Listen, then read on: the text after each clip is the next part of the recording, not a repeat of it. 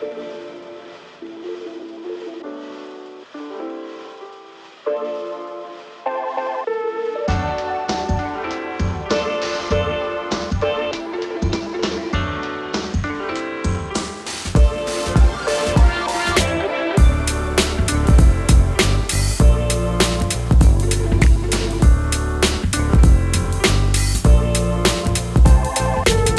afternoon, everyone.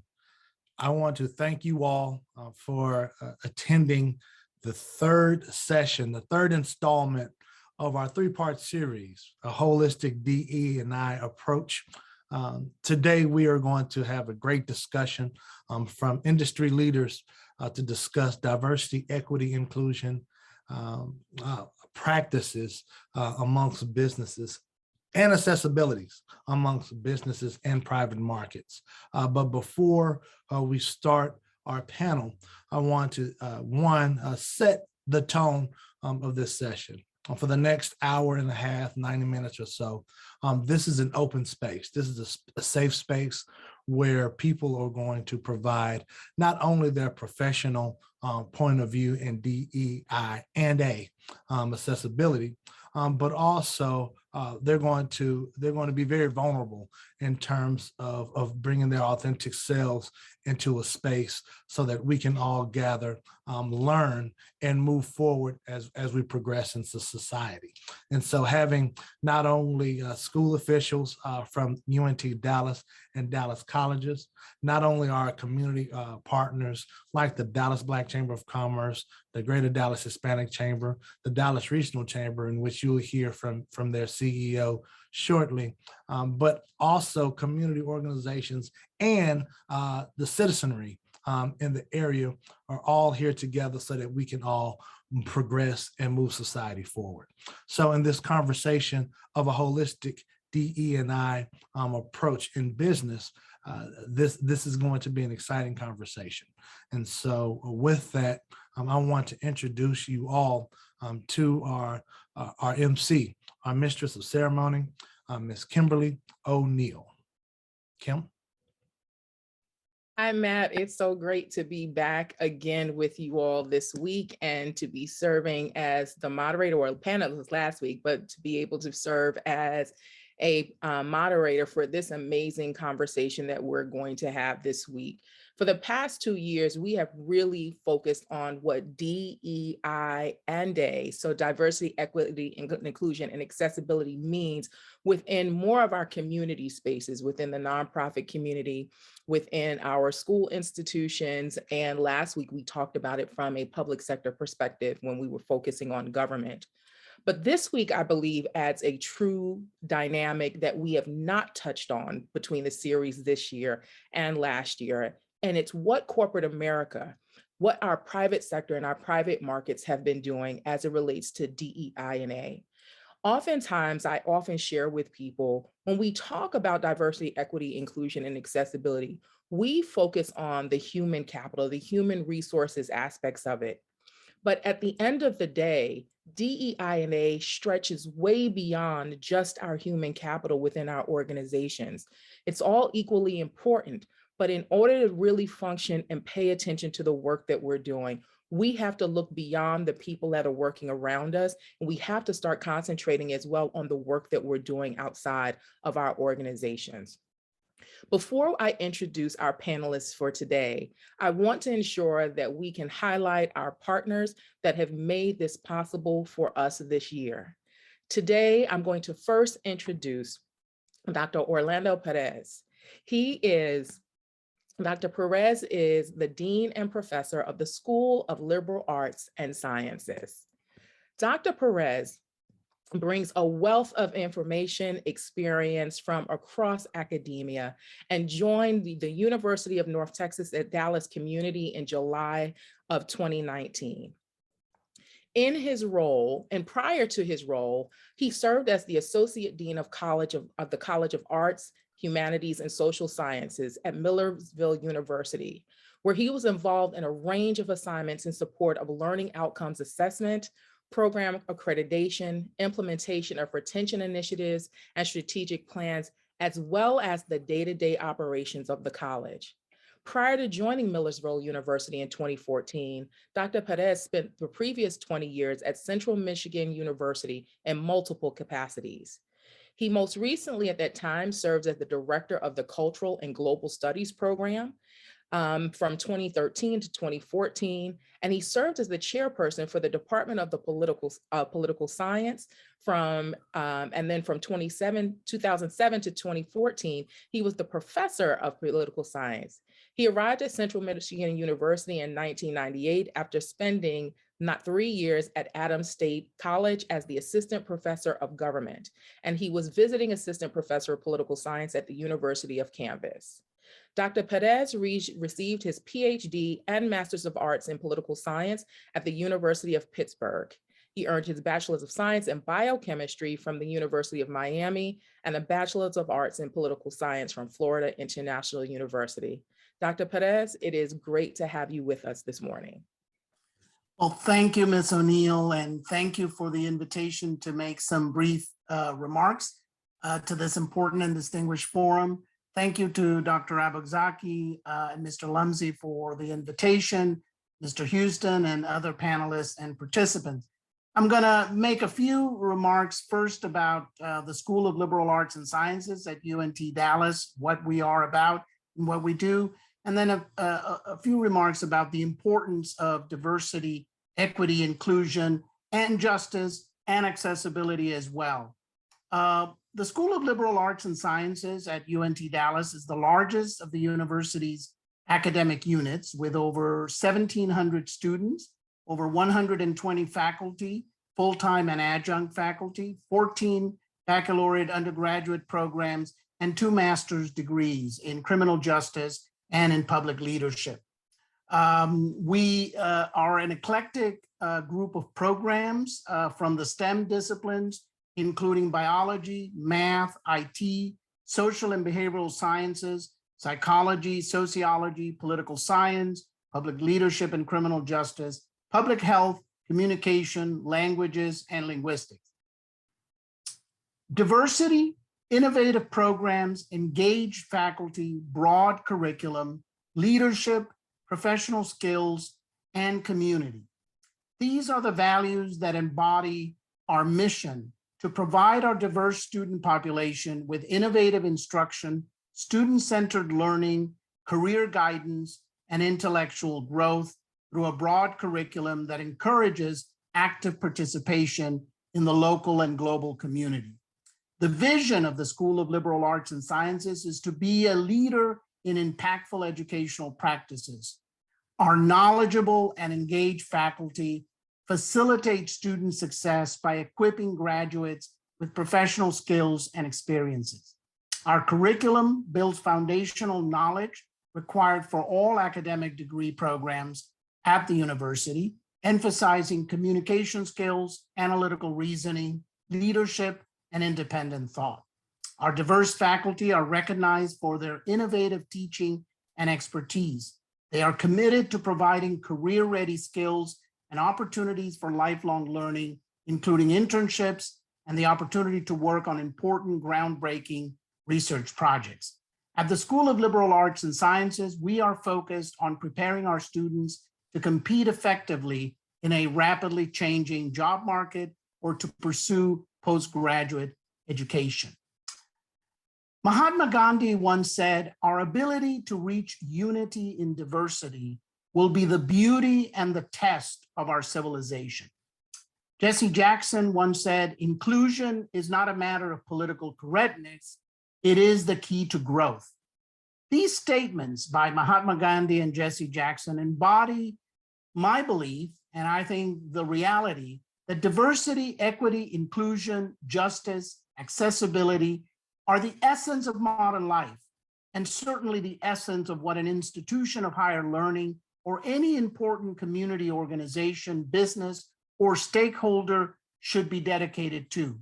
Diversity, equity, inclusion, and justice are no longer a luxury or something we do to tick a box, or even just about the numbers, the demographics of our workforce or student body.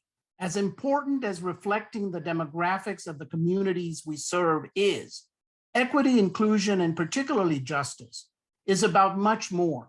It is about effective partnership, dialogue, and the breakdown of systemic and structural barriers that keep communities from achieving their full potential. It is about the hiring processes and policies, the allocation or reallocation of resources, sensitivity to unconscious bias, the processes and mechanisms by which decisions are made and who makes those decisions. In essence, not just who's at the table, but what role they play and how meaningful and inclusive are the decisions that are produced. The evidence is clear that increasing diversity in organizations is not only a matter of social justice, but that diverse voices and experiences makes groups more knowledgeable, sensitive, efficient, creative, and successful. Research shows that diversity in its broadest sense, gender, ethnicity, national origin, age, sexual orientation, disability, religious and socioeconomic background, affords groups better opportunities to respond more effectively to the challenges of society that require multiple perspectives and broad approaches to complex problem solving.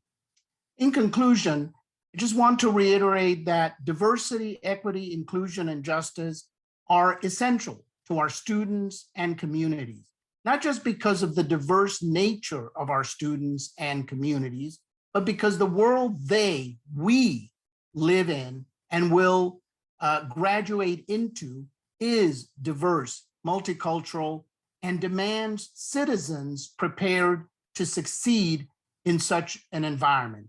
And for businesses, that is the world that you are engaged in. And so therefore, diversity is just as important for how you do business in the modern world as it is for universities and other organizations. Thank you. Thank you so much, Dr. Perez, for your remarks this morning and giving us more context of what DEI&A means to the UNT Dallas community. Next, we're going to also welcome our partner from Dallas College. Malcolm Mayo has been working with Dallas College since 2018.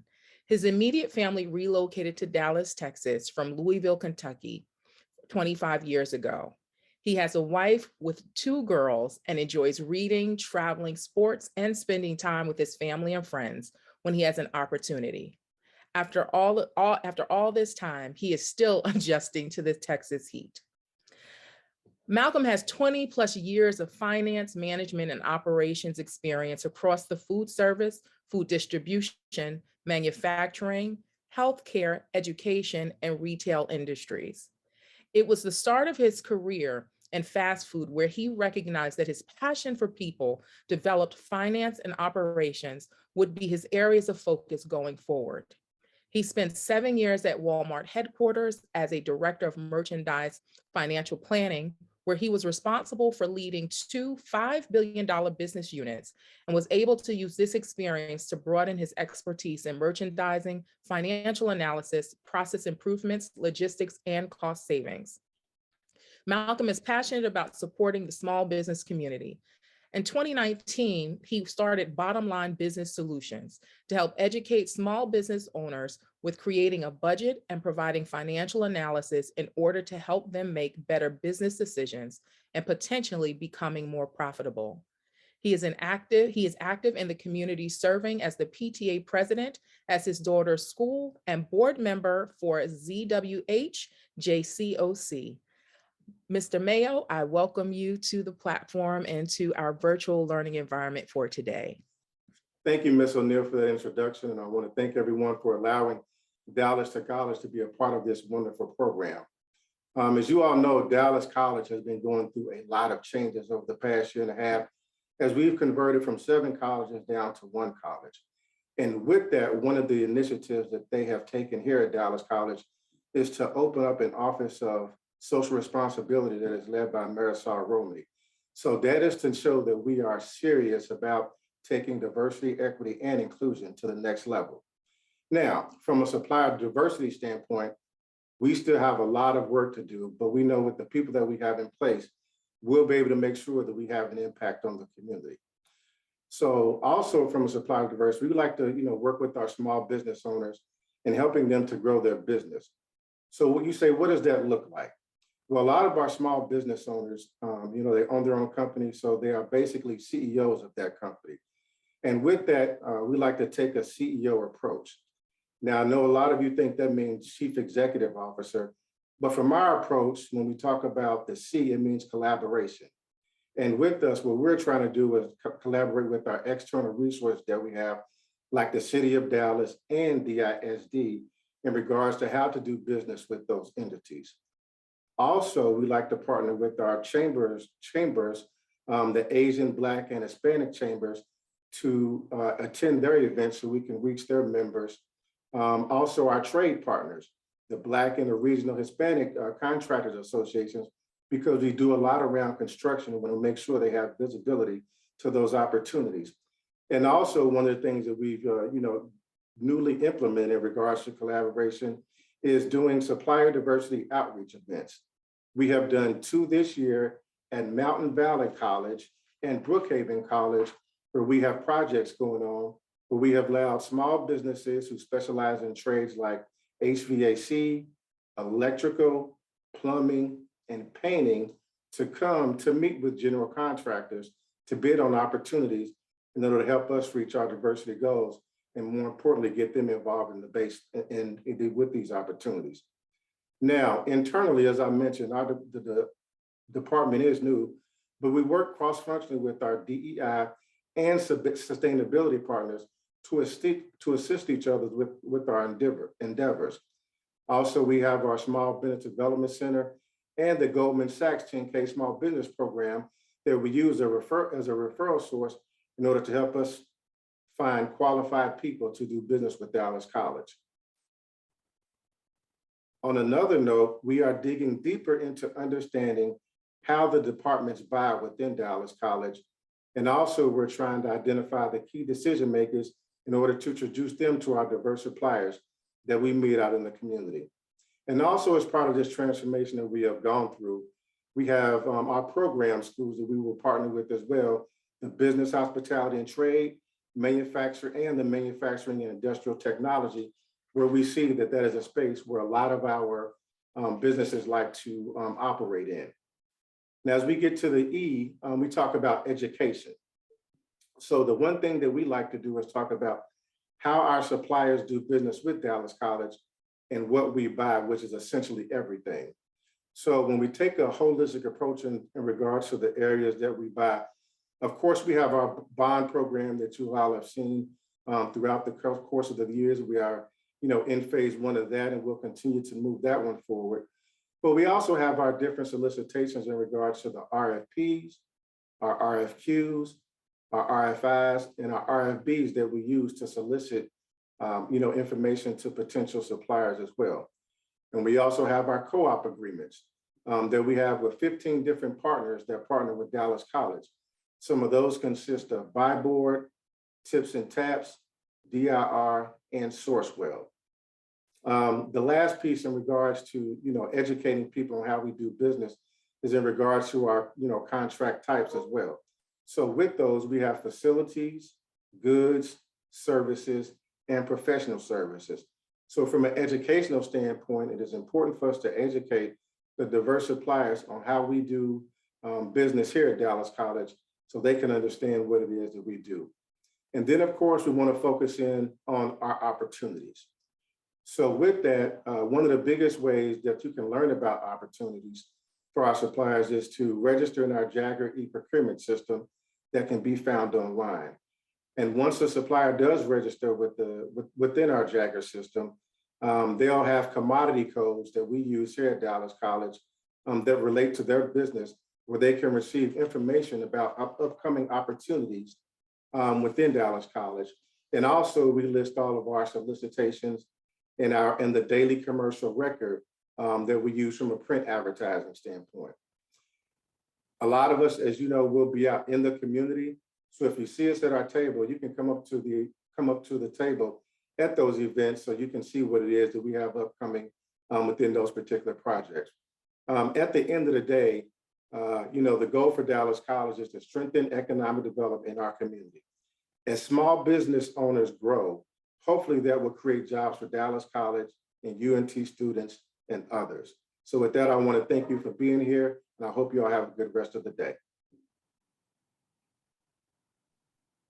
Thank you so much, Mr. Mayo. And then we're going to introduce now our last partner, which is such a great addition to me because we've had such great camaraderie with Jared Fitzpatrick. So I want to introduce the president and CEO of the Dallas Regional Chamber, Mr. Dale Petrovsky. He has more than 35 years of leadership experience in the public, private, and nonprofit sectors. In April of 2014, he became the president and CEO of the Dallas Regional Chamber, one of the largest and most established business organizations in the state of Texas, representing 1,100 member companies. The DRC, as it is most commonly known, works to strengthen the business community by attracting companies and talented workers from around the world, improving education, advocating for pro-growth public policies, and enhancing the quality of life for all in the Dallas region. His career has also included service as Assistant White House Press Secretary to President Ronald Reagan, Senior Vice President to Mission Programs at National Geographic, and President of the National Baseball Hall of Fame and Museum in Cooperstown, New York. During his time at the Baseball Hall of Fame, one of his greatest sources of satisfaction and pride was working closely with the board to initiate and implement a one-time only 5-year study and process for considering and electing Negro League players, managers, and executives. That process resulted in the election of 17 Negro Leaguers in 2006, nearly doubling the number in the Hall of Fame. Mr. Petrovsky is a member of numerous boards, including the Alfalfa Club of Washington, D.C., SMU's Lyle School of Engineering, Dallas Medical Resources, Educate Dallas, Clayton Kershaw's Challenge, the Dallas Mavericks Advisory Council, and the Texas Rangers Baseball Foundation. He and his wife, Ann, both graduates of Michigan State University, live in Dallas and have 3 married children. Good morning, Dale. It is so great to have you with us this morning. Good morning, Kim. Thank you for having me. This is a great panel. Really appreciate it. And congratulations on all you've done in your career. I read a little bit about you this morning, and you've had quite a great start to your career. And there's a lot more to come because you're pretty young. So good luck with everything.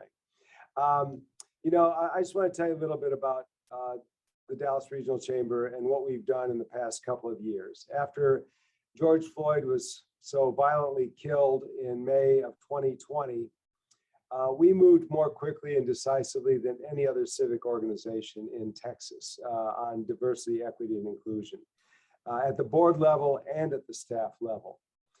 At the board level, we conceived and built a diversity, equity, and inclusion council. We made sure that the current chair and the incoming chair next year were always the co-chairs so that there would be continuity. We work on 4 pillars: diversity and leadership, making sure that there is diversity at the table in boardrooms and in C-suites.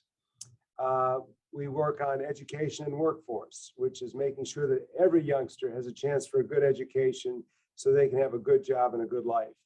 We work on community investment in underserved areas because we know that there are a lot of areas in our region that don't have enough living wage jobs. They don't have transportation. They don't even have healthy food stores. They don't have childcare. So we got companies who are working to improve those conditions. And then the 4th area is policing and criminal justice, because we want to build trust between the communities and the police department, and we want to be helpers in that. I know that Chief Garcia is doing a good job of that, but we want the business community to lean in as well. And so that's at the board level, and we have about half of our board serves on one of those 4 councils, and gets together every 2 or 3 months, and they talk through issues, they come up with solutions, and they move things forward. At the staff level, we hired 2 new senior vice presidents. We hired Jared Fitzpatrick, who's your colleague here. Jared, very accomplished DEI professional, came to us from the Dallas Federal Reserve Bank. And Jared is working to help companies stand up their own DEI programs, because companies like AT&T and Toyota and Texas Instruments, they have big enough staffs to have diversity, equity, and inclusion programs, but a lot of others don't. We want everyone to have diversity, equity, and inclusion programs. He also gets a lot of companies together called DEI Connect to talk about these kinds of things. And so Jared has been a great gift to us in the last year. The second senior vice president we hired was Tasha Heron-Bruff, who came to us from Habitat for Humanity. She was an executive in Southern Dallas County at Habitat for about 10 years and very respected.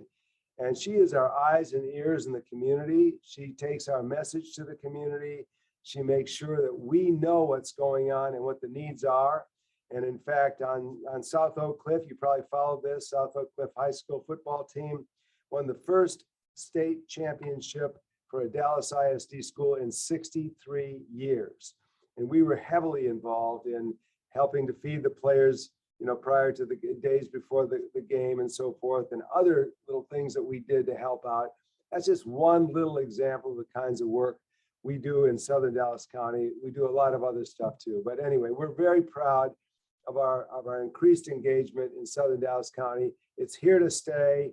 And I think that by having DEI at the board level and at the staff level will ensure that it's always front and center for us, will never leave us, and we will never forget it. And we always have those voices at the table reminding us. We also have a focus internally. We have an internal DEI committee. We have a book club where we read books on race and equity and inclusion and so forth. We celebrate the months. We learn about Dr. Martin Luther King together as a staff. We celebrate Black History Month and Hispanic Heritage Month and so forth. And that ensures that diversity is always front and center when we're making decisions every day. And then our board is also increasingly diverse. We strive every year to make it more diverse. And I will say, if you look at it, it's probably one of the more diverse boards you see in the city right now. So proud of what we've done, proud of what we're doing, and we're a better chamber for it. I'll turn it back over to you, Kim. Thank you so much, Dale.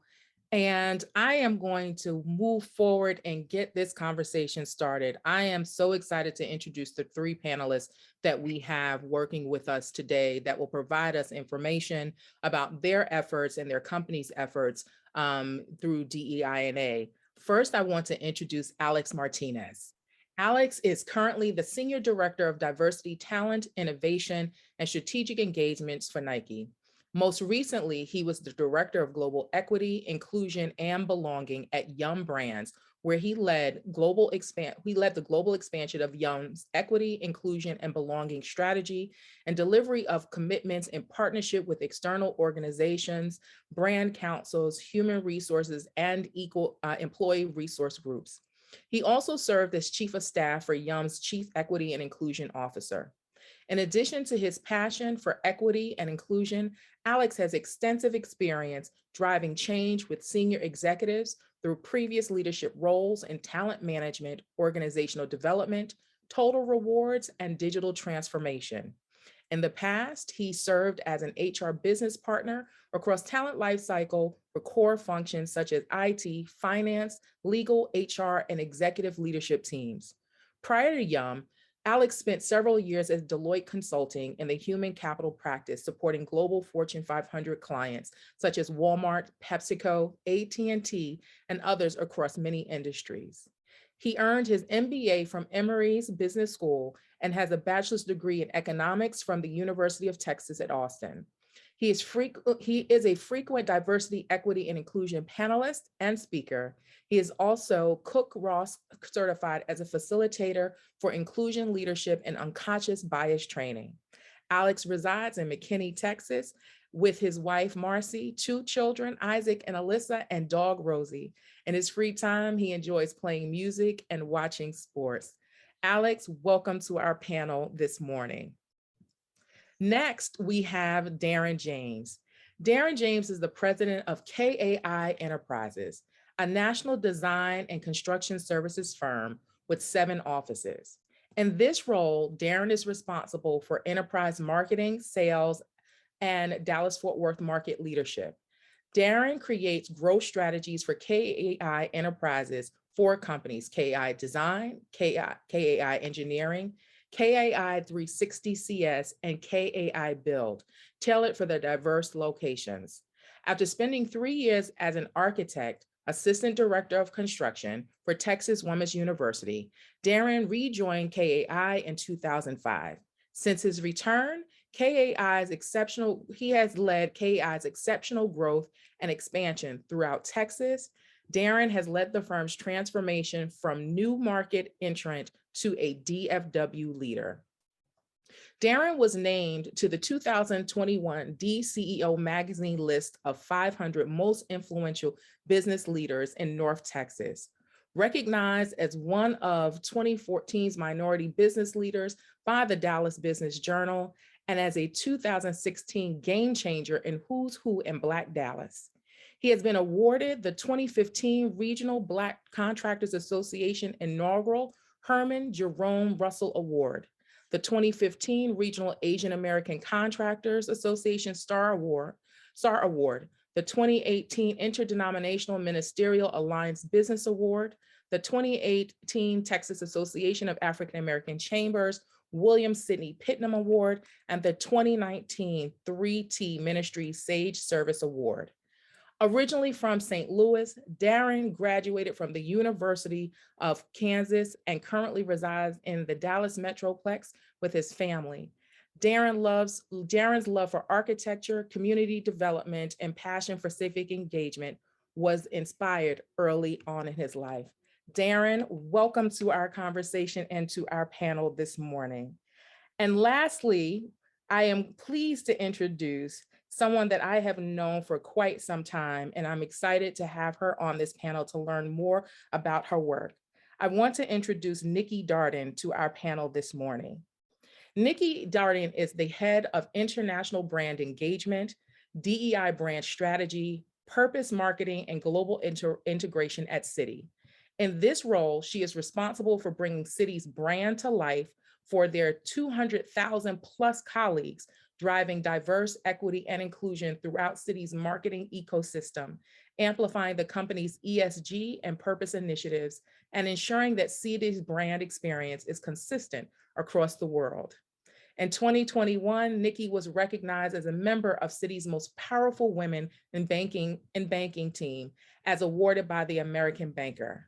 Prior to joining Citi's global marketing organization, Nikki led the company's global loyalty program and held leadership roles in customer engagement strategy, customer experience, and segmentation strategy for Citi Cards in the United States, as well as completing an expat assignment with Citi Brazil. Before joining Citi, Nikki spent 12 years at American Express, where she held a variety of roles across its consumer cards and global commercial card divisions. Nikki is a proud graduate of North Carolina A&T State University and is a member of Delta Sigma Theta Sorority Incorporated. Nikki originally hails from Portsmouth, Virginia. When she's not traveling the world with friends and family, she can be found discovering new finds in her beloved Clinton Hill neighborhood in Brooklyn, New York. Nikki, welcome to our panel and discussion this morning as well. I am so glad to have you here, as I am with everyone else. I want to really get started with just jumping right in. I want to know more about the work you are specifically doing in your respective roles in the DE&I space, so that we can have some context, because I mentioned in the introduction, we often think that DEI is about the human capital only. And DEI spreads so far across the work that we do internally within our organizations, as well as externally. Nikki, can I start with you to ask you more about the details of some of the work that you have been able to impact with Citi, and what are some of the initiatives that we may not even know about that have been impacted by your work on the DEI level? Yeah, happy to share. Thanks for having me today. It's great to be here. Great to talk to you, Kim, as always. Yeah, I would love to share. We're doing a ton at Citi. And when I say that, it's across multiple areas of the bank, right? So it's not just, as you mentioned, within our HR function, although that's very important. My team and our responsibilities of supporting sort of the internal brand and how we're engaging our colleagues and getting them excited about the brand. We do tons of collaboration with our HR group, but the vast majority of what my team is responsible for from a DEI perspective is really about how are we creating value from an inclusive design perspective, from our products, to how we are changing the face of marketing, not just with the work that we put out into the world, but how others can put work out into the world. We're creating partnerships with other firms so that, again, we can empower both our consumer and our corporate clients in driving the things that we believe in: racial equity, gender equity, LGBTQIA plus rights and visibility. And so I'm speaking very generally. I'll speak more specifically about what that work is. So in September of 2020, we launched what we call the Action for Racial Equity. And that is designed to basically take the power of Citi as a global financial services firm, as a bank in the United States, a major bank in the United States, and put what we do to work to help close the racial wealth gap. And so that work really focuses on 4 key pillars where we really, try to make sure we're driving value. One is around, expanding access to banking and credit in communities of color. And that centers on some of the work that we do internally. And for my team, how we think about marketing that work and promoting that work, but also supporting other organizations. We are not in every community around this country. We've got a fairly narrow physical footprint, while, digitally, of course, we're everywhere we are, we have a nationwide presence, but physically, we're in a limited number of cities. And so we partner with minority depository institutions, not just partner with them, but many of them we invest quite heavily. We empower them. We lend our executives to these institutions so that they, can get some of the experience and thought leadership that maybe because of resources they don't have at the firm today. So how can we, again, bring what we have to bear for the community? We invest in Black entrepreneurs. So that's one pillar, access to banking and credit. The second is investing in Black entrepreneurs. The third is expanding affordable housing and promoting Black homeownership. Again, it's not just about us lending, it's about working with Black real estate developers, right? How are we really empowering the entire ecosystem here? And then the fourth, which is where a lot of the work that I do lives, is strengthening our policies and practices so that we become an anti-racist institution. So that's sort of what the Action for Racial Equity is. My team, as the marketing team, we focus on advertising, communications, and all kinds of things to promote this, not just to toot our own horn, but so that others know that these resources are available. The second big thing, do you want me to keep going, Kim? Because I can go. Actually, okay. I do, because there are 2 things that I think that you have mentioned, I know that you have mentioned that I do want to kind of set the tone for the total conversation. Mm-hmm. It's about strategic partnerships, mm-hmm. right? And the impact that you all are having economically. This is really about economic development. As you talk about the financial investments and the human capital investment in other financial institutions and within the community. I think that's the context of what DEI for this corporate conversation. What we really have to focus on, this is a matter of economics at the end of the day. So I would like for you to finish the pillars and the conversation there, because I want people to hear the depth of what's happening in corporate America so that we can really have a conversation and go, oh, it really isn't just about human capital. Yeah. And that is a focus, as well as, trying to influence what happens on Capitol Hill and all the things that happen in the public sector and all the ways that we typically think about what's happening in the private sector with respect to people. Sure, that's happening. But I think it is incumbent on large firms, big brands to really, and I say brand because I think from a marketing lens, to really take the platforms that we have and that we've developed, in our case for over 200 years, and put those to use, solving some of the issues that exist. Frankly, for many large companies, can't say we're completely innocent here, right? Some of the challenges that we helped create. How do we unwind those? Some of the problems that were there and challenges that were there that perhaps we didn't pay the right kind of attention to.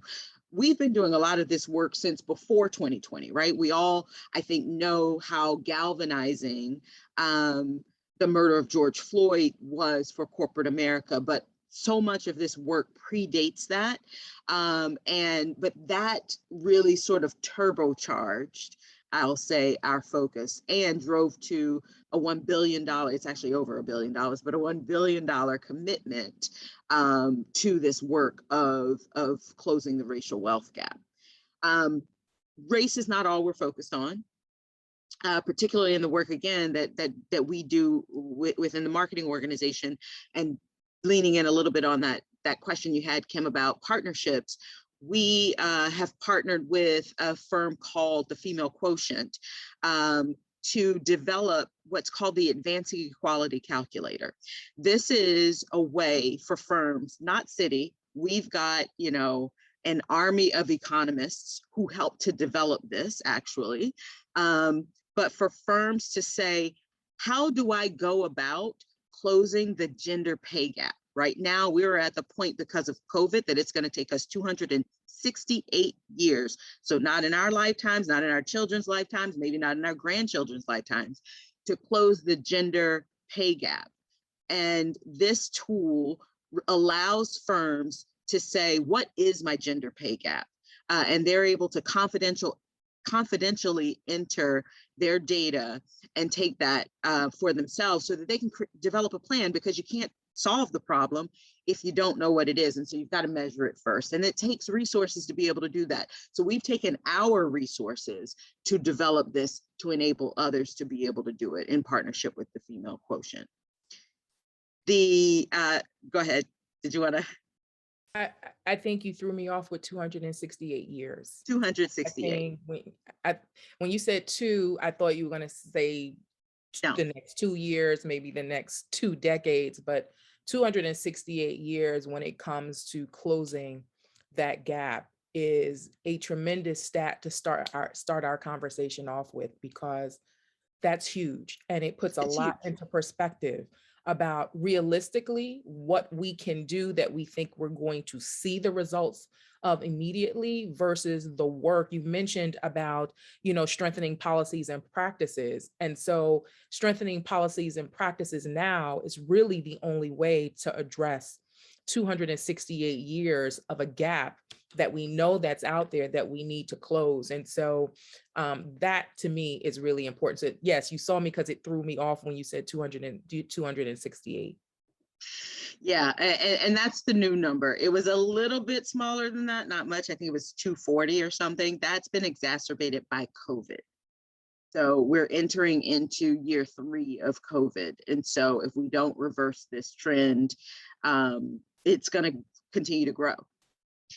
I would be remiss if I didn't talk about what is the best thing I have ever worked on in my career. I tell everybody this is the thing that made all those other years worth it. We were at the end of 2020, and we are in the process of expanding. We were the first major bank to enable transgender and non-binary people to use their chosen first name on their city branded credit card, so on their credit card. And this is something that we did because 70% of trans people go by a name other than their legal name, and quite a large percentage of those folks don't have the funds, the wherewithal, because of all of the challenges that face trans people in particular, to change their legal name. It is a hurdle. If anyone's ever gotten married, getting it changed on all your accounts is a challenge. Think about when that doesn't match your gender markers, right? And so it is a huge challenge, and it creates issues. As a credit card company, it creates challenges when a person presents a card that doesn't seem to the merchant match their gender presentation, their gender expression. And so to be able to close this gap for our customers is significant. And we've got over 22,000 customers who've taken up this functionality. And so we're really excited about it. We are expanding it, not just in the US, but beyond. And so really excited about being able to solve this issue for our customers. And I just think that that is probably something just to think about across all of this. So much of the work, and if I think about accessibility and the fact that this conversation also includes accessibility, you can think of it as, oh, it's the right thing to do, and it is, but it's also really good for business. It's really good for business. If I think about accessibility in particular, we have standards that we are required by the government to adhere to as a financial institution. People need to be able to interact with their bank in a way that is accessible, both in person and digitally. But then our standards are above and beyond that, because don't we want our customers and clients to be able to interact with us in a way that is seamless for them? And so, if you think about in this country, I think 25% of the population lives with a disability. That number varies around the world. It can go anywhere from 15% up to 30%, depending on the country. And so being able to sort of set those standards as to how we are interacting with our customers is critically important. And the last thing, because I know I've been talking for a long time, I do want to talk about is imagery. And this is another way that we are trying to change the face of the industry. We have partnered with Getty, another partnership. Getty Images is the largest provider of stock imagery around the world, to create what we call the DEI toolkit. DEI imagery toolkit. And it takes a very specific country by country look at what does diversity and inclusion look like, because it is different depending on where you are. The way we define diversity and underrepresented people and all of those kinds of things in the US is very different than Hong Kong, is very different than Mexico, is very different than, I was going to say the UK, but it's not that different. But from country to country, we see the UAE, there's a good example. And so it's important for us to take that country by country look.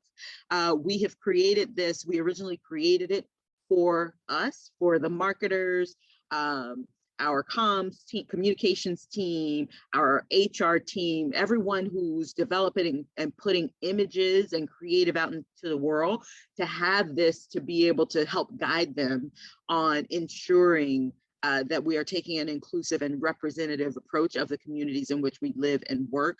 But we have made that available to others outside of Citi. So any company can access this information. We've launched in the US and the UK, and we're going to be doing 8 more countries this year where we're launching this work, and it focuses on 8 lenses of identity. So we're talking about race and ethnicity, we're talking about gender, we're talking about sexual orientation, age, disability, bodies, religion, and socioeconomic status. So it is holistic and inclusive and meant to just serve as a speed bump, not to say, we're going to take the approach where we need to have one of everything. That's not authentic, that's not real, but a speed bump for us to question ourselves. How are we presenting our work? How are we thinking about this? And are we reflecting the world around us? And now I will stop for real. Thank you. I appreciate the context, because it provides a scope of all the different pieces that, because sometimes I think we just want to talk about DEI&A, and we just want to talk about these things that are singular. For those of us that have been doing this work, we know that it goes very deep, and it's important that we have that conversation. And although what you were presenting, and the reason why I wanted you to continue is because although you were presenting information that's applicable directly to city in terms of the activations and the activities, the context of what you're talking about is not unique to everyone that's on this panel. And so I appreciate you providing the depth of that context. And with that being said, I want to kind of shift to you, Alex, to talk about your work at Yum and what you see on as the horizon in this transition that you're making over at Nike, because I think that you also now have the energy and excitement of work completed in one area, and what that looks like and what those outcomes have looked like and impact. But what does that look like for what are the things that you see on the horizon for your new responsibilities at Nike? Well, thank you for the question, Kim. Appreciate my esteemed panelists here with Darren and Nikki. Really looking forward to this conversation. Thank you, everybody. Thank you to the team for hosting this. So first and foremost, happy Black History Month. I want to make sure we recognize the celebration that we're in right now, especially as there's even more of a focus on Black mental health and wellness. And those effects, to Nikki's point, have been exacerbated through COVID. So I want to make sure we demonstrate and have that conversation as well. But again, really excited about a lot of the activations and opportunities to celebrate Black History Month and Black Joy, and a lot of the great things involved with a lot of the people who have been down this path that we should recognize have gotten us to where we are now, and plenty more work to do. Also, for those who are celebrating, happy Lunar New Year, especially to our Asian Pacific colleagues as well. So thank you for the opportunity to speak. My name's Alex Martinez. My pronouns are he, him. For those who are visually impaired, I'm wearing a light blue button-down shirt with some thick black glasses, black hair, tan skin. I'm a Latino male, and I have my hair slightly parted and combed over to the side as well. And I just appreciate the opportunity to speak about some of my experiences. As you mentioned, Kim, I'm coming off a very recent experience with Yum Brands, which for those of you who aren't familiar with Yum Brands, everything pizza, chicken, tacos, and burgers, otherwise known as Pizza Hut, KFC, Taco Bell, and Habit Burger Grill. And I spent 3 years there really helping the business focus on what does inclusion, what does equity mean, what does belonging mean, and how do we then apply those terms more globally? So I had the opportunity, especially over the course of the last year, to really help build that strategy within the business. And really thinking about DEI, I'll call it, or at the time we were calling it EIB, equity, inclusion, and belonging. What does that mean across the business? Not necessarily just around representation, not just around supporting our employee resource groups. How do we think about supplier diversities in terms of those underrepresented communities that can help the business grow more holistically? How do we think about our more broader franchisees? So in that business, it was a lot more franchised owned. So a lot of the work operationally, the enablement of the people, of the store employees and the restaurant employees was really done through franchisees. So how do we then influence the broader ecosystem of DEI? How do we make sure we're thinking about wealth creation and wealth distribution for those communities, as well as we think about our franchise base? How do we diversify that franchise base? How do we then start to enable this work from education and awareness to activation and activism?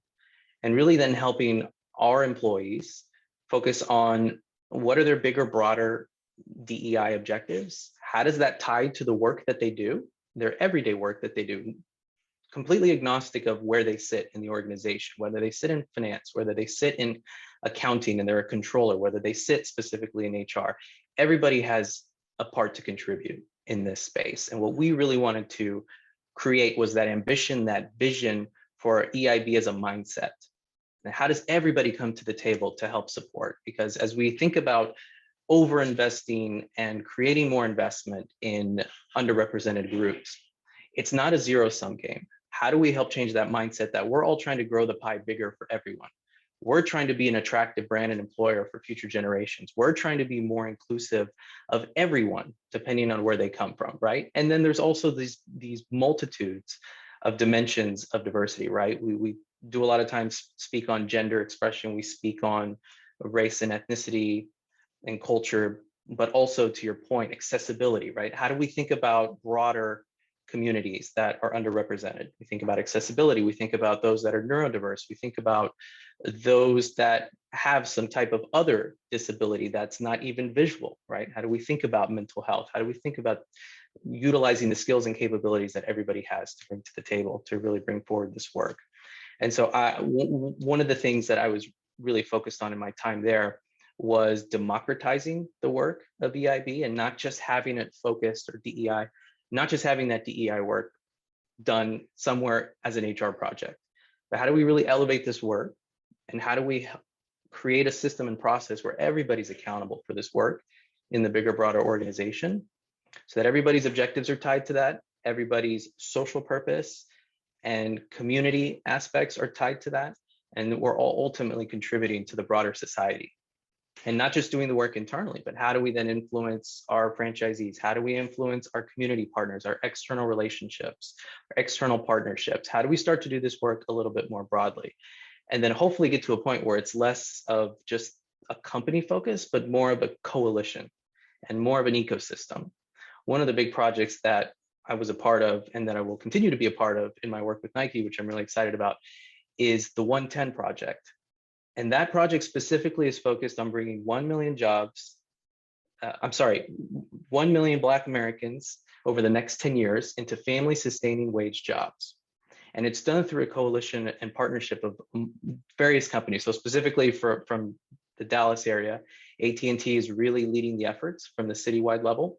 But you have companies such as Nike, you have companies such as Yum Brands, you have companies such as Walmart, Delta, that are really helping all of us think about this in an ecosystem and more of a collaborative manner, to think about how do we reduce some of these barriers, specifically for our Black talent, so that we're not always focusing on degrees and credentials. How are we changing the mindset? How are we thinking differently about focusing more on skills-based hiring and capabilities, and then partnering with some of our what we call talent developers or partners, such as Dallas College, Dallas Community College, and others that are focused on specific skill sets and capabilities to help bring talent along, so they don't always have to get those education requirements, get those degrees that sometimes we know are a barrier for a lot of underrepresented people of color. So we're really thinking about more systemically and thinking, having more of that change, equity, inclusion, and belonging mindset, so that we can start to change the distribution of opportunities a little bit, because we know talent is evenly distributed, but talent is not always evenly distributed. So how do we start to change that more systemically from a company standpoint? So I'm really excited to bring a lot of those experiences to Nike. I'll be focusing on programs such as 110, other broader programs to help look at underrepresented communities in terms of how we design products, how we bring products to life, how we bring products to market. How do we think about pathways for our employees from underrepresented groups, whether that's from retail, we call our athletes, whether that's from retail to corporate, and giving them opportunities to get into those family sustaining wage jobs to ultimately benefit and change the equation in terms of the wealth gap. So a lot of great opportunities. Definitely would look forward to speaking to a lot of these different topics. But from that standpoint, I'm really excited about the work. I know there's continuous focus on this work, and we can't, especially in these last few years with a lot of the COVID impacts, we have to keep our foot on the accelerator, even more so. So just really glad to share that. I just want to tell you, Alex, you just took me through two different ranges of emotion while you were talking. One is because I believe so heavily that we do not talk about the accessibility aspect, and your introduction alone was a lesson for all of us, and why we have to be proactive and not reactive, why the inclusion aspect of this in conversation, we don't have to wait for something to be a known problem. We don't have to wait for someone to share that I could not see, I could not hear. What are the other options for me to participate and engage what's quote unquote normal to other people?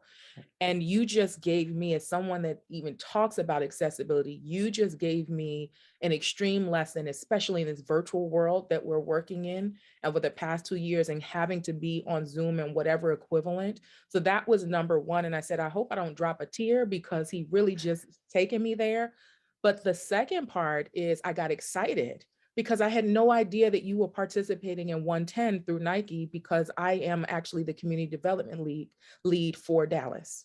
And so for 110, Fantastic. so to hear you speak with intention about activity and what that means, and to talk about talent and the diversity and what needs to happen. I believe I talked about it last week in the conversation about when we started adding degree requirements. Why we started adding in some fields degree requirements, it's because we organically started seeing inclusive environments populate, and we started adding degree requirements to begin separating it again. And so an initiative like 110 is so powerful because it does help to level the playing field. And there are people that talk about, well, why is it just for Black Americans? This is about economic development, and statistical data doesn't lie. If we are not addressing this for a group of people, or whatever the initiative is for whatever corporation or company, if we are not paying attention to data that will ultimately lead to whether or not our overall communities are healthy, then we are missing the mark on this entire DEI and A conversation. So I appreciate you. I'm sorry, I don't want to cut you off if you had something to add. I'm just really excited to know and hear somebody so powerful that's going to be a part of this within Nike. Well, and thank you for sharing, Cam. And again, that just talks to the partnership, the coalition, right? The broader ecosystem of this work, which is really exciting for me. And thank you for sharing that. I really do appreciate that. I think you made a great point with your second point in terms of a lot of people might think we're doing these programs just for one specific group.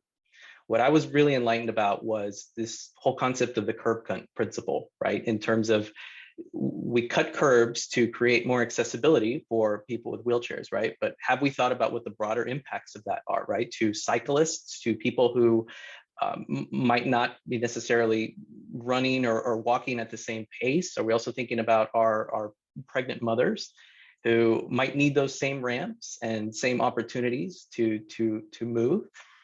I love that, because what 110 is really doing, and what a lot of these types of initiatives are doing, is, to your point, it's changing the mindset and changing the process, policies, idea of, for instance, skills-based hiring for the greater good. This is going to just change the mindset in general. What we do for one specific group will ultimately benefit all groups. And I think that's exactly the point. If we start to focus and we help others focus more on, this is not just for one particular group. Yes, we need to have a focus on specific groups. For us, it's Black and Latinx talent right now. It's Native and Indigenous talent, right? In terms of the systemic barriers that they've had to endure over the past centuries. So we start there. So we have to start somewhere, but ultimately that's going to benefit the whole. And that's why a lot of times we do have just basic conversation around this whole idea of zero sum versus growth mindset, because this is not a zero sum game. This is not a take one away from one group to take away from another. This is how do we grow one group more equitably to then ultimately grow the entire pie and ultimately drive business value and growth for companies and then ultimately communities and customers. I just appreciate you. I just appreciate you. And Darren, I know you've been waiting, and it has been very intentional that I have let Nikki and Alex speak, because I want to honor your collective talents.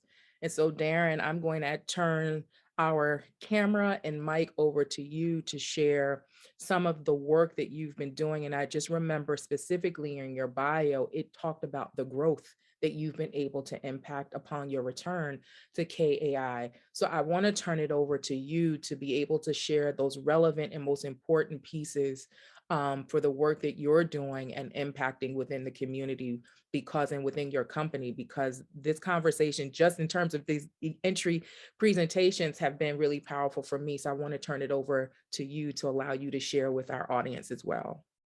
Thanks a lot. I want to touch on a couple of points that Nikki made, Alex made. Alex, I love your intro, but as a golfer, I'm not going to try to do that now. I'm gonna practice it, and then maybe the next time I'll use it. I don't want to mess up my swing right now, but I appreciate that. Nikki talked about some things specifically on access to capital. And Kimberly, you mentioned it, the work I do in the community. I'm the former chair of the Dallas Black Chamber. And one of the things we found during the height of COVID and when PPP loans it wasn't so much access to capital because the capital was available. What we found was a lack of a relationship. So what we wanted to do was pivot and make sure that there were relationships. And then some of the things that both Nikki and Alex talked about were talent development. DE&I and A in the organizations and the corporations is great, but what we found is there's a lack of opportunity and awareness for some of our younger people on what the opportunities or what jobs there could be in these various professions.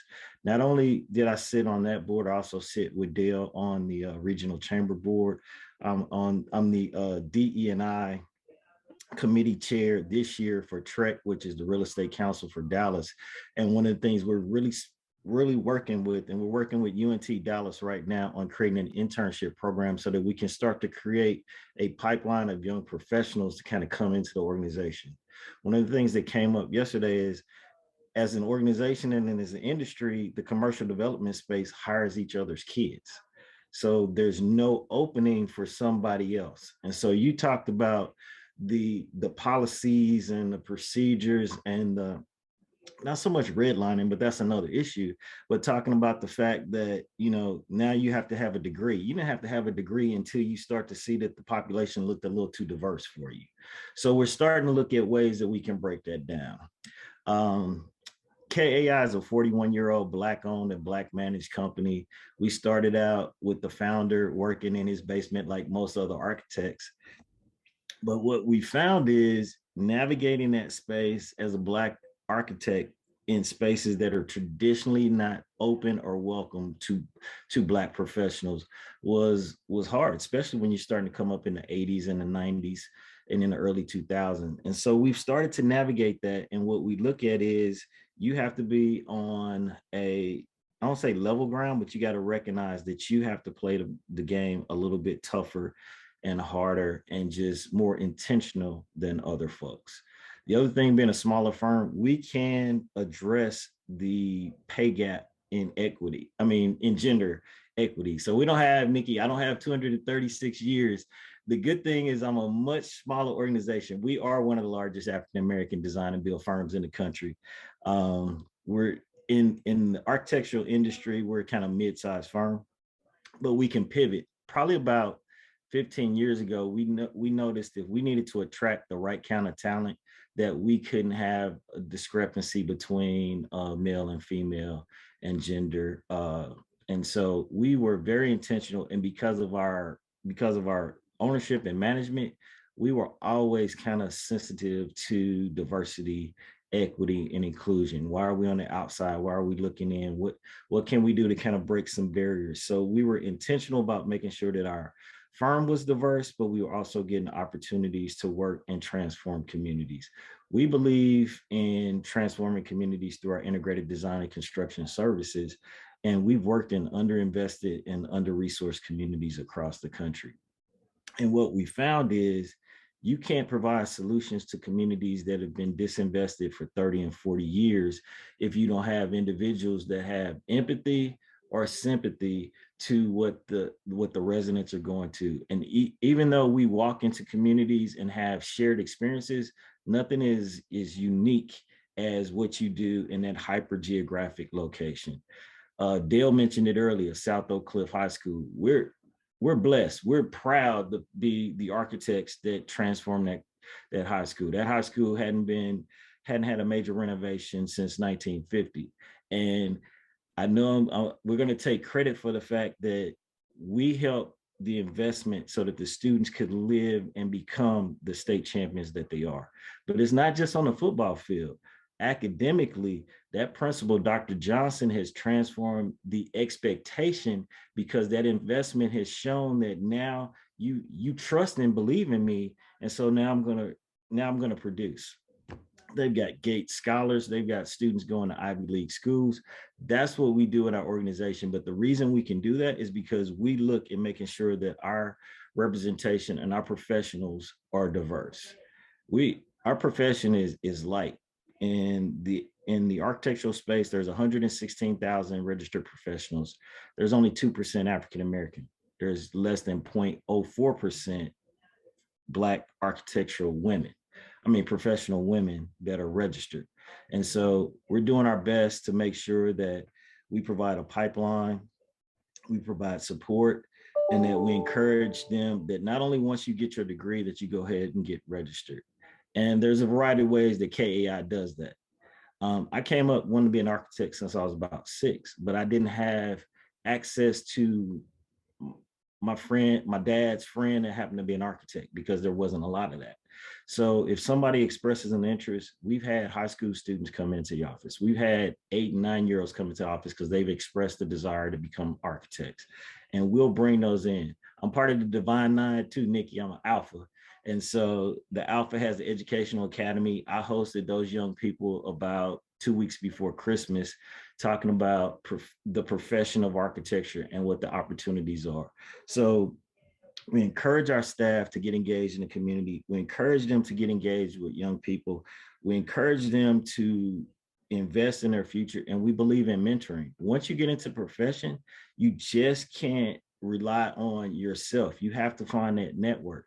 And I agree, Alex and Nikki, thank you guys, because you're bringing information that is helpful and useful for not only myself, but I can take back into our organization as well as the nonprofits I serve, because that's what it's about, is how do you get around other individuals that are like-minded, that are moving the needle across the country and locally so that you can collectively work together. And so I encourage that from all of our staff.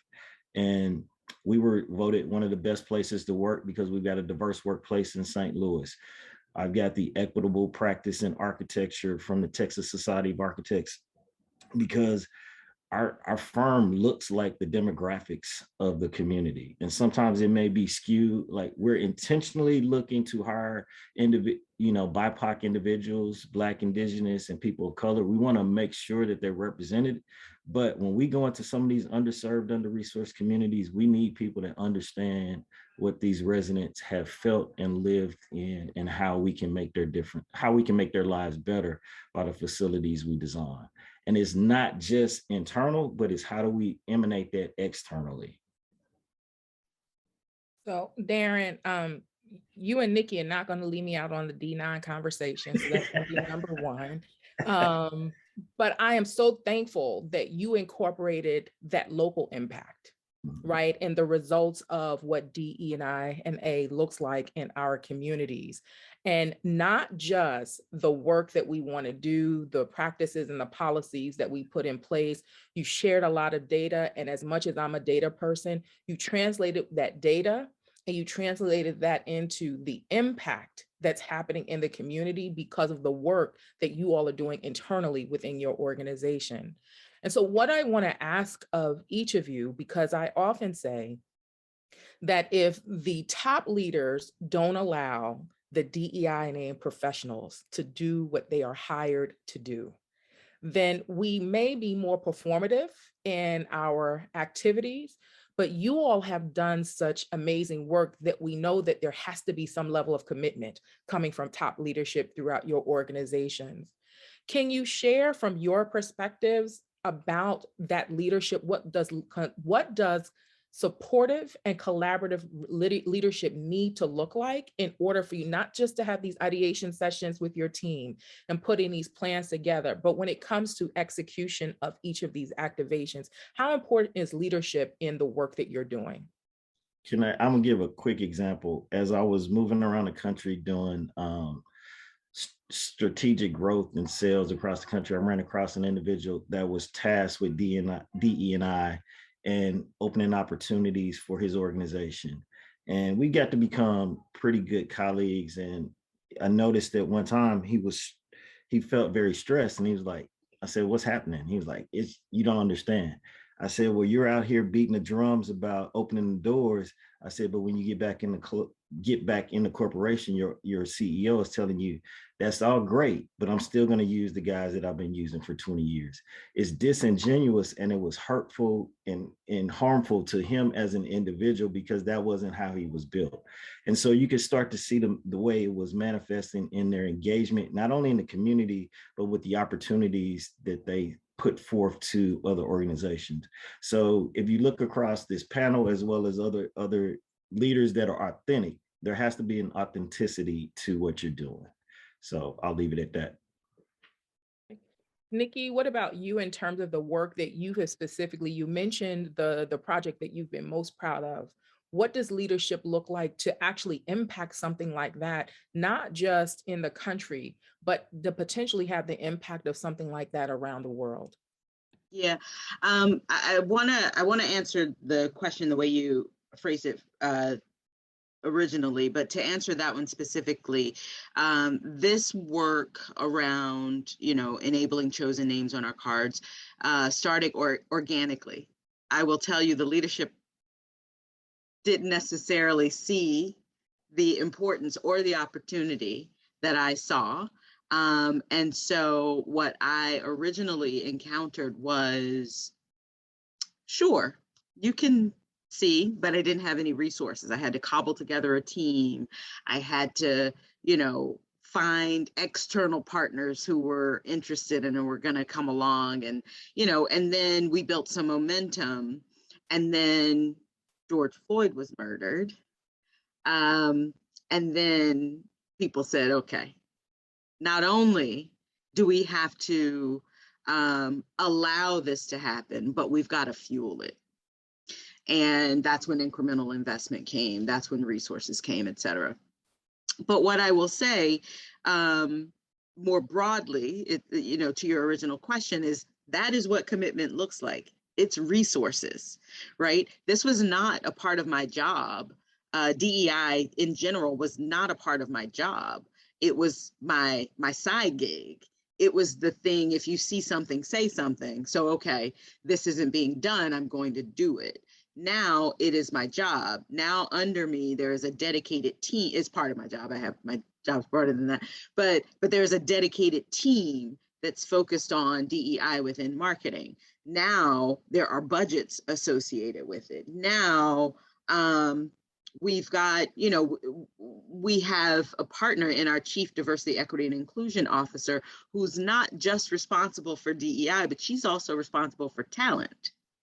And so she's looking at, how do I make these things work together? How do I make sure that I am growing and elevating our talent while also fueling diverse people and moving them into these roles where they've got scope of responsibility, where they've got P&L impact, where they've got all these things. And that's what real leadership looks like. The one other thing I should note, it also, for us at least, looks like public goals. And we've had public goals around representation since 2018, where we have said this is our commitment to Black employees in leadership positions and women in leadership positions, because we were lagging behind. And so we made not just set goals, but we made them public. We tied them to executive compensation. And that's how you get movement, right? And so that's what leadership looks like to me. This is good. Alex, I'm going to turn this over to you to answer, but I want everyone that's watching this to ensure that they put on their calendar to watch this replay, because what we are getting today, I know you all wanted a nice fireside chat, but I have allowed these conversations to go because we are getting a masterclass in what it takes to do DEIA work properly. And this is an entry point for conversation.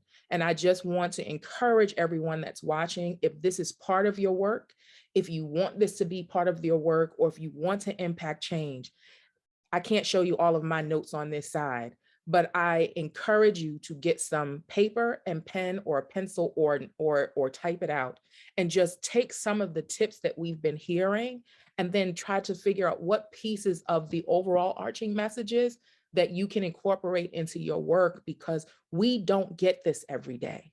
And in order for us to really continue to move the needle forward, we have to be honest in how we answer, but we also have to be honest in how we can change and what's not happening and how we can impact what's happening internal to the organization as well.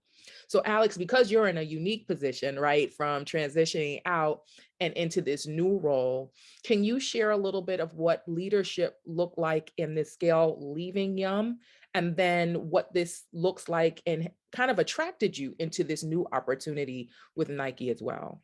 Yeah, absolutely. Well, and I appreciate Nikki and Darren's perspective too, because I think there's definitely some good similarities in a lot of the work that all of our companies do. I'll speak on a couple things in terms of leadership accountability, because first and foremost, it is of the utmost importance.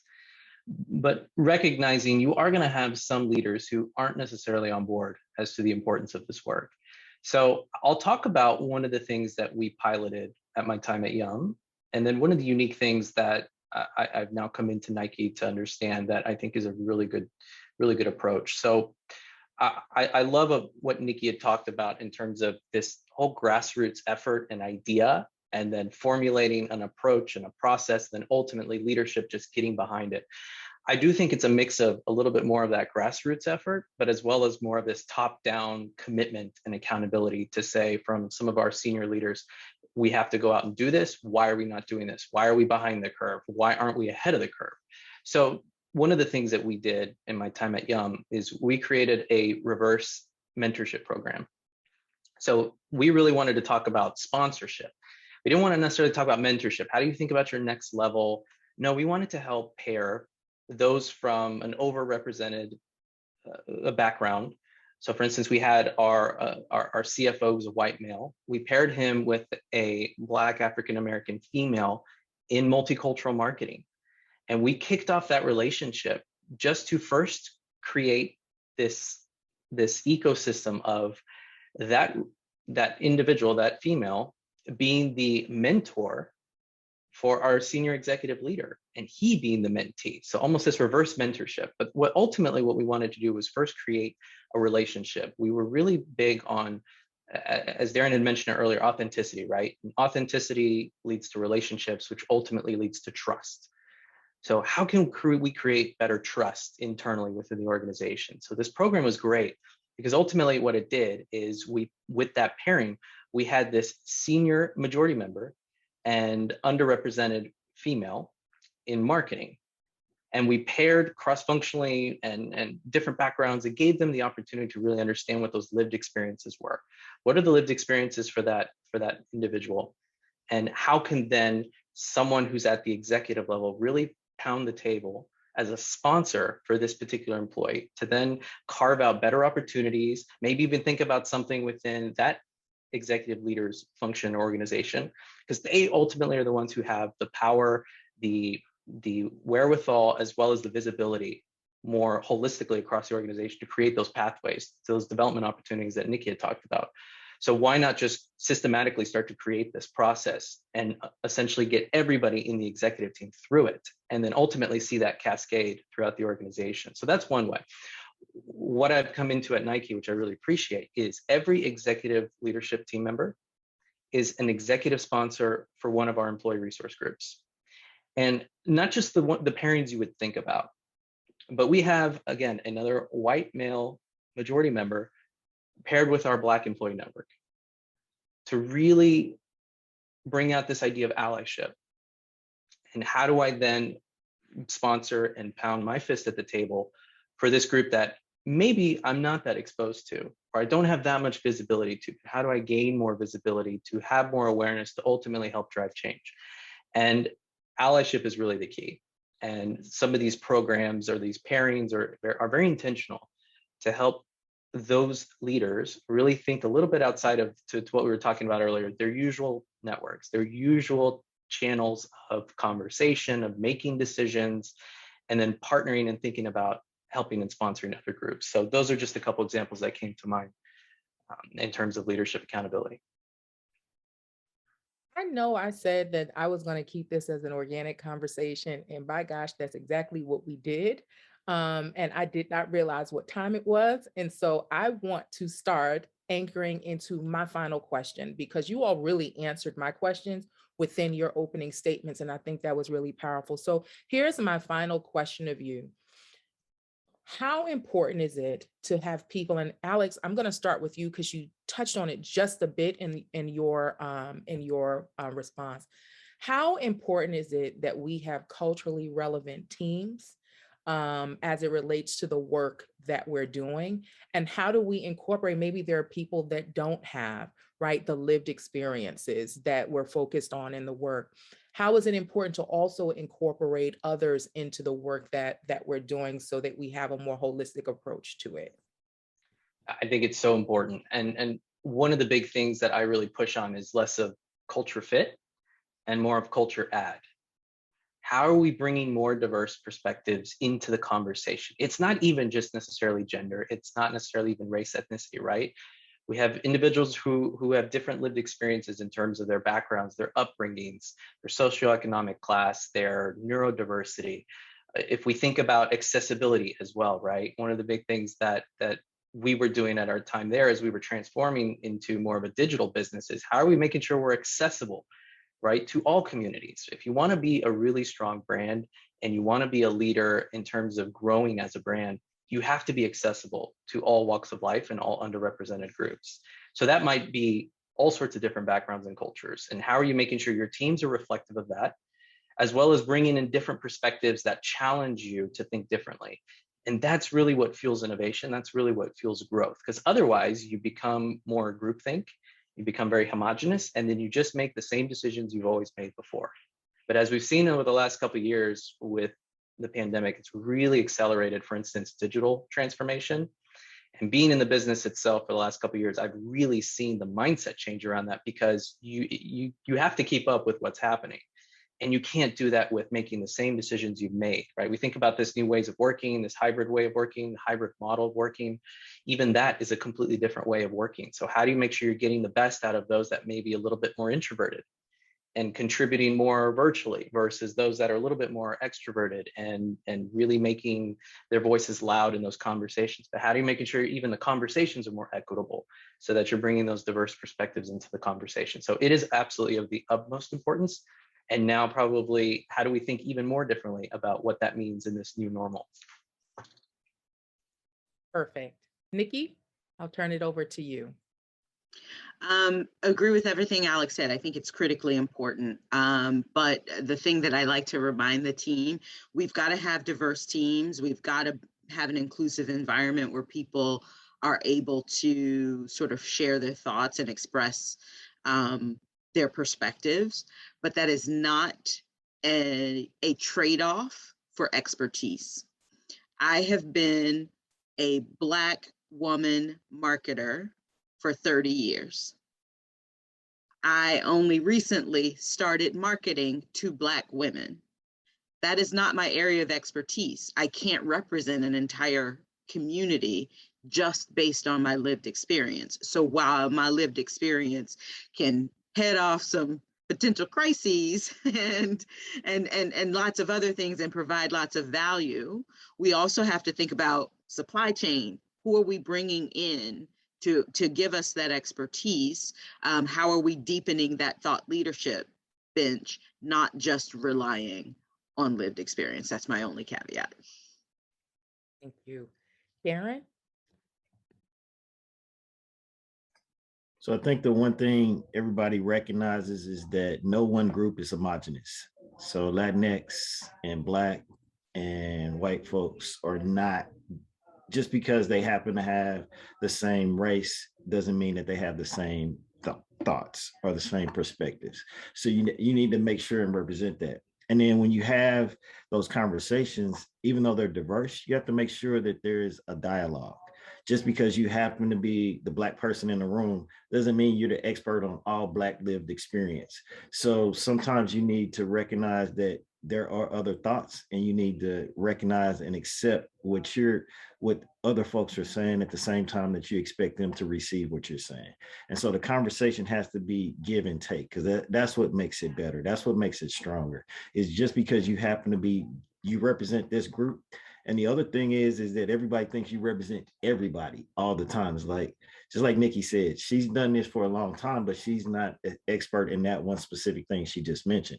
So we've got to recognize that just because we happen to be Black or we happen to be Latino, that we're not the experts on all lived experiences of those represented groups. So in those conversations, the teams need to be diverse, but they need to recognize that everybody's conversation is part of the solution and that there is going to be some give and take.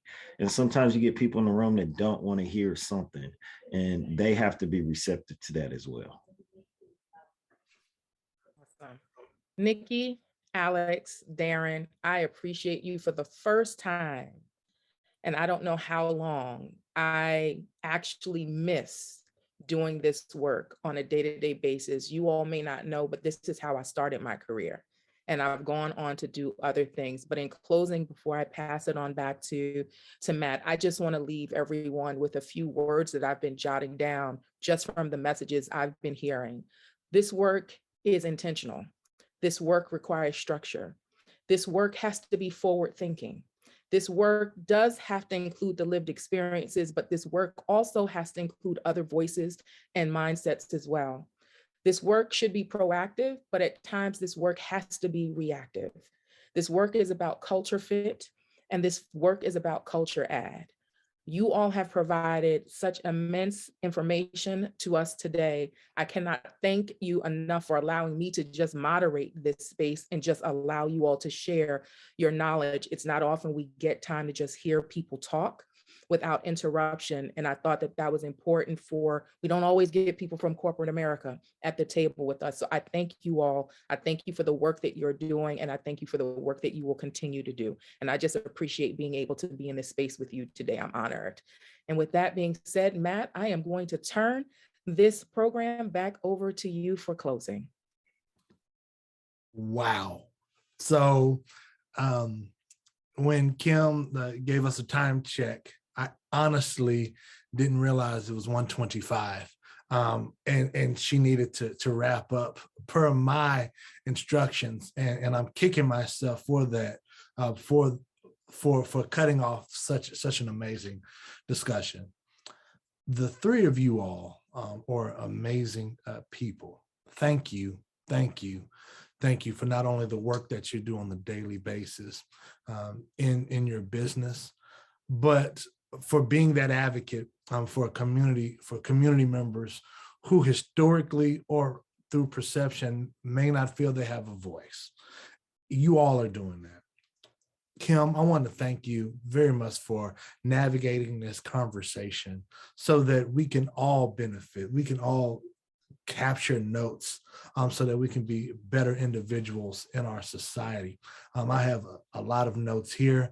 I am looking forward to republishing this video because this is a space, this is an event, this hour and a half, these 90 minutes, by far some of the most productive time I've experienced in the diversity, equity, and inclusion and accessibility space. So I want to thank you all for having such an amazing conclusion to our holistic DE&I approach series. With that being said, I want to thank all of the audience members. I want to thank our committee. I want to thank Dallas College and UNT Dallas and the Urban Search Institute specifically for providing this platform so that we can educate the masses. The purpose of this series, this meeting, is not only to conclude and to have a great 2 hours of talk, but we want you all to use this as a resource to your personal networks, to your professional networks, so that we can impact society. And I can tell you today, this session, a holistic DE&I approach to business and private markets, was by far an amazing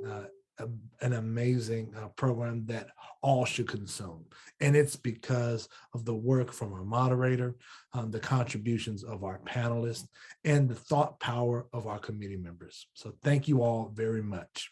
Before I conclude, I want to challenge everyone not only to absorb and take in this knowledge, but as you are walking day in and day out and interacting with people of different cultures in different spaces, not only exercise the things that you've learned here today, but also provide grace if other people who feel so heartfelt or so emotionally charged by by this discussion want to learn and expand in their diversity, equity, and inclusion walk, but may trip up. Please provide grace for them as well, as we are all are in this together to better society. And as that is happening, we are day by day improving our culture. So thank you all very much. This concludes our 3-part series, and I hope you all have a great day. Thank you.